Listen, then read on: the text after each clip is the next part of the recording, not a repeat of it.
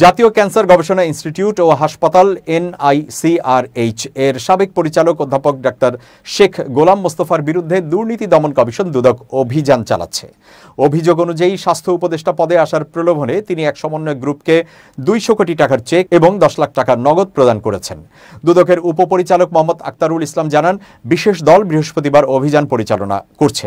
তারা ডাক্তার মোস্তফার বিরুদ্ধে ক্ষমতার অপব্যবহার, অবৈধ সম্পদ অর্জন এবং গুরুত্বপূর্ণ পদ পাওয়ার জন্য অসাধু প্রক্রিয়ায় ঘুষ দেওয়ার অভিযোগ খতিয়ে দেখছে। অভিযান শেষে বিস্তারিত জানানো হবে।